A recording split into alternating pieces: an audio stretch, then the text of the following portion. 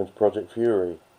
We better get this introductory bit over and done with as quickly as possible because there is no way I'm a good video presenter. I'm Mike, and together with my wife Charlotta, we're going to be spending quite a lot of time refitting and refurbing a boat that we've just bought. It's a 1969 Fairline Fury Mark 1. She's in a little bit of a sad state, bless her. But as the video series begins, we have no idea how much work we're going to have to do. We figured it would be 3, maybe 4 weekends of spit and polish and tuning up the engines and then drop it back in the water and enjoy the last few weeks of the season. Right now it's the middle of July 2019. So let's get stuck in. I'll show you the boat and we'll get started with the work. So grab yourself some gloves and let's get on with it because there's a lot to be done. So this is a real quick trip around the boat. At this point we think it's more or less fine. Sooner or later though we're going to go inside, start working on the interior of the boat, and we're going to find out a whole lot of problems. But for the moment, let's just enjoy myself and my wife getting used to the idea that we've actually got a boat. Here is poor wifey. Gorgeous, lovely wifey. She's had such a hard day. I'm going to... Oh, there's a bit of gravel on the boat. Get rid of that. I'm going to show you what she's done. She's cleaned basically everywhere on the outside of the boat. So up on the gunnels here is looking a lot nicer. Up here's had a good clean up here. So now we know what's sort of grounding and what's staining and all that stuff, rather than just what's dirt and muck that can easily come off. And the cockpit is in much the state it was before, but inside there's good news and there's bad news. But the bad news isn't insufferably bad, I don't think. I need to take this section of floor up and have a good look around underneath. That means taking these seats out. In pursuant of that, I took a panel off here, which was an afterthought by somebody. This is the original wood. And so we are thinking that at some point we are going to replace the whole of this bulkhead. There's a lot of water muck here. There's a lot of water muck here. So there's a lot of junk everywhere. We've moved all the cushions and stuff into the forward cabin. They're pretty badly knackered. So we're going to think about what to do with those. And you can see the green panels just through the door there. They went along the edge around here. I haven't done any work on the engines today, although I have looked, and the starboard engine at least has an alternator bracket, which is good news. Wifey's going to come at me with a drill and a screwdriver. And further down here, in the little wardrobe, we now have a consumer unit and a single 13 amp socket that I haven't fixed to the wall yet, and a shore power connector. So I just need to get a slightly longer cable to reach a power point, which is off around the corner there. That's nice and safely tucked away in there. I've got another socket that I'll fit at some point. So that's nice. We've got a spare speaker, which is probably going to get chucked away. It's the brother of this one. I think that might be the old... I should just stop and say a couple of things at this point. At this stage in the process, we still think that the work that we've got to do is just lift this little bit of floor, put a new bit of floor down, polish, fill, paint, not all that much. Clean the bottom, get some anti-foul on, service the engines, service the outdrives, sort out a couple of minor problems with the instrument panel. Like I say, a couple of weekends of work, no big deal. We are about to go through a phase where we discover just how bad things actually are. I will interject again a little bit later when it becomes slightly more apparent what the problems are, and explain what the problems are, what solutions we have thought up for the actual problem and how we can avoid them happening again, and some structural improvements to the boat. So let's inject a bit of peril because we know there's something terrible coming. And when you're in the thick of it and you're seeing all these dinks and dings and problems, it's a bit disheartening. But looking at it now, it's a bit cleaner. It doesn't actually look so bad. This is cheering me up a bit because I've had a miserable day because of the floor in the saloon. But we know a lot more about how the boat's put together now. Boppen spotted that there's a piece of wood under here that needs replacing, but that's just screwed in, and that's fine because that means we could take those screws out, put the new wood on, drill new holes, and countersink them so they're nice and flush, and then we can fill her over and gel coat them. Do you know, I've not actually had a good look under here, so let's get down and have a look and see what the hell we've got. Looks like there's some sort of transducer there. That might be the one for the depth sounder, but there's also meant to be a speed over water propeller. Well, there is a speed over water propeller because we can see it if we look under the seating. So it must be under here somewhere. So let's see if we can find that. There's a convenient old piece of carpet here for me to kneel on. Well, there is something. You see that? What it is, who knows? And there's another. I am standing forward in the cabin below the helm, and I thought I'd pop the back of the instrument panel. And we have all manner of quite remarkable things, including unshielded and unconnected wires. That seems to be going to the ignition switch. So God knows what that's about. So we've got starboard temperature, starboard rev. It's the navigation light switch. That's port revs. That's the basic point is that the wiring is just exceptionally bad. Port temperature. It's not bundled properly. It's untidy. The colours are inconsistent. It's just it's a really bad scene. It's a really bad scene. None of it is done properly. None of it is done the way that I want it to be done. So I spend a good 3-4 minutes complaining about the state of the wiring and the general arrangement of stuff back here. But it's just another thing that's going to have to be ripped out. There's a little tiny postscript to the stuff about the power. I have discovered that this switch, when thrown aft, the leak of diplomatic emails, provided the main power switch is turned on out there, we get the radio working. Which is kind of nice, at least we know we've got some power. Well, tell them what you've done. Well, we pushed the window out today. Yep. It's down there now. It's going in the old Corrie car. Because Miss Boaty, she needs a bit of a window restoration. And we're now off to clean the muckiness that's left on the boat. So it's Wednesday evening. It is 8:15. 8:15 Wednesday evening. We've been here for what, 3 hours? 2.5, 3 hours, and we've got the window back in.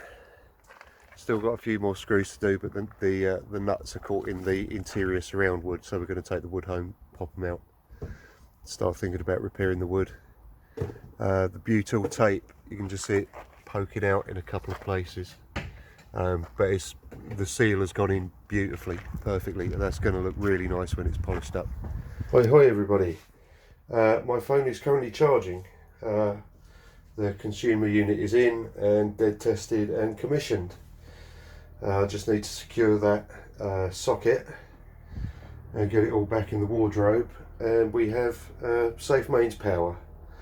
I've done test trips and everything works absolutely wonderfully. Really pleased with it. So the next thing to do is get that screwed in somewhere safe and then get back to doing the window. And there goes somebody driving past who's not my wife. Yeah, so that's just a quick update. It's Tuesday afternoon, Tuesday evening, and it's 5:25, so really glad to have got this done. Now it's at about this point that it suddenly dawned on me quite how much trouble we're in and how much work we're going to have to do. We made a decision between the last clip that you saw and the next clip you're going to see that we were going to have to take out the fiberglass moulded seats, which also form a double berth. That's where the table was installed through the sole. I was also starting to suspect that we would have to remove all of the galley. Again, a lot of glass, a lot of wood. That was going to take some doing, and it was just starting to dawn on me now that, oh, hold on a second, this ain't going to be as simple as just removing a couple of screws and lifting stuff. There was going to be chiselling, there was going to be cutting, there was going to be sanding, there's going to be all sorts of dreadful unholy things to do to a boat of this vintage, but they have to be done. We rejoin the action when I'm just starting to chop my way into the tabbing for the seating. Today's Thursday. An absolutely horrible day today, but not necessarily to do with the boat. I've started to try and chisel away the tabbing for the seat here. It's going to be a long job. It's too late in the evening. It's 5 to 7. I don't really want to start power tools now because that's not fair on the other people who live here. But I'm pretty sure over the weekend we can get that ripped out. We also need to take these remaining bolts out because they're also going to be contributing to the problem. But I have replaced the exhaust elbow, but I do need to order a slightly longer piece of hose. I also need to order some bolts to fit this onto the bracket there. That's no big deal. I've already found some on eBay that I can order.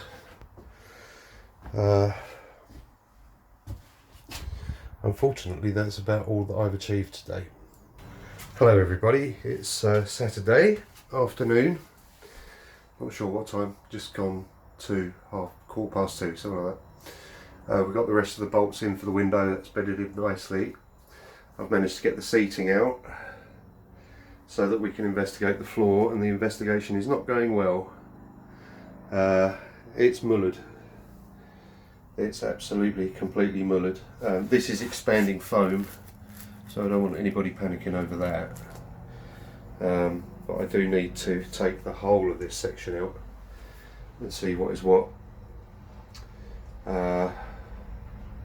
Yeah, this is a little bit worse than I thought it was going to be. That bulkhead is ruined, absolutely, completely and utterly ruined. So that's going to go back to that same position that the silver stuff's in. It's a wonder that didn't just crumple when I tried to pull that out, but it took quite a lot of cutting to get the seating out there. But we remain fairly positive because, you know, if I jiggle up and down, the water moves, but the bed actually doesn't. So we might be all right. I can get down to fiberglass over there, and that's not so bad. Well, there's nothing like a good time lapse to make things look a lot easier than they actually were. This is me cutting away the rotten sole. The most difficult part was getting the tabbing at the top of the deck that attaches to the side of the helm there.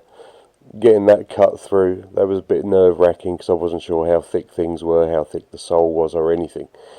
I had to stop every so often to A, mop out, and B, get the debris out of the way so I could see what I was doing. It was a really hot day. I was desperately uncomfortable.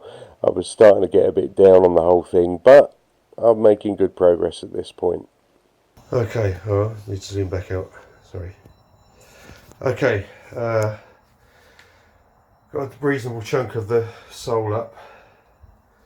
The only thing that can even vaguely be described as a stringer, which is absolutely not going to be offering anything other than support to the actual floor rather than adding rigidity to the hull, is this plank along here.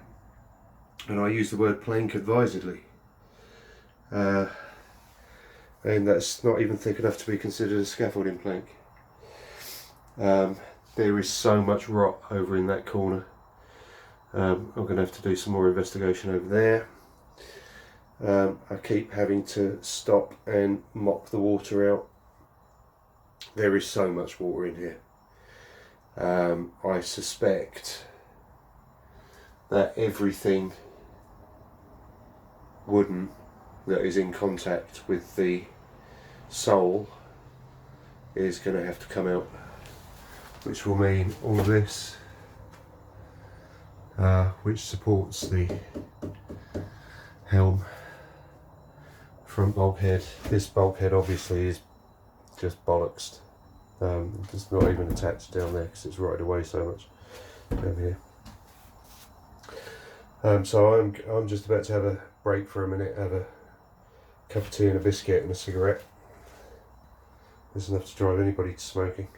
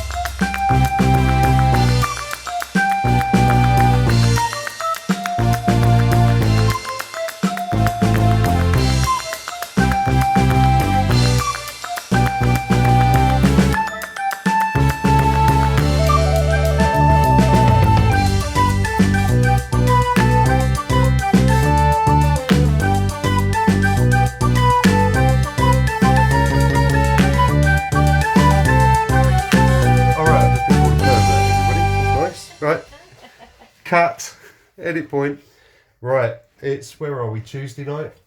Something along those lines. It's Tuesday night. And wifey's had a nice clean up. We've got a big old stack of tools and stuff there, and there's a load of rubbish around the corner. But tonight's main news is that the galley is now out. And we now ain't got no galley no more, mate. And we can really start cracking on the floor. My resin has arrived, which is down there under my pile of clothes, and the replacement pump. And there's other stuff in my rucksack needs to come out. I've got fiberglass tape and other bits and bobs. So sterling work, particularly by wifey this evening. It's been dusty, glassy, horrible, itchy work. Here I am in the head. I've removed all this panelling around the footwell of the helm, the fly bridge. Here's the throttles. This is the bottom of the instrumentation. This is the steering rack. This cabling is absolutely atrocious. This panel is very close to coming off. I'll rip that off in a second. So yeah, this is today's work so far. There's a lot of wood has come out from the two sides of the bulkhead. So I'm going to rip one last panel off, and then I'm going to have a lunch break. Oh, right. See this hole? We've filled this hole, and this hole, and this hole, and that hole, and that hole, and that hole, and that hole. So we drilled out. These are the holes for the bumper. They've been winding me up for ages. So what we did was we drilled them out, sanded them down through the gel coat just to the glass, and then we made up some polyester resin putty with Cabasil mix. Just got it sort of peanut butter, and then glassed over it.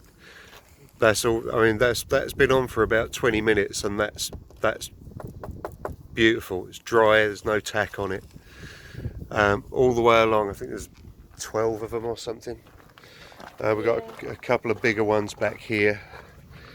That's still a little bit tacky. But I will come back tomorrow and I will knock those back. I'll sand those back, and if we've got enough time, I'll make up some more peanut butter and fair it over. But considering that's our first stab at it, I think that's pretty good. The line's pretty good, so we're very pleased, aren't we, darling? Yes. Good. Right, well, we better go and have some pizza. So there we go. 3 weeks of work compressed into one easy to swallow capsule. I don't know how often we're going to post more videos. We will post more videos, but given that was 3 weeks worth, and it's just taken me 5.5 hours to edit all this guff together into something vaguely watchable, it might take me some time to get any more content up. Your best bet's going to be to subscribe and click on the bell, and then when I do upload, you'll get to know and you'll be able to see it and find it without stumbling across me however you found me this time out. It's been a really, really fun 3 weeks. Some days have been good, some days have been horrible, but we're getting through it, and we will get through it, and it should be a beautiful, beautiful boat by the time we finish. So, God alone knows when I'll see you again, but do take care of yourself until then, and see you soon.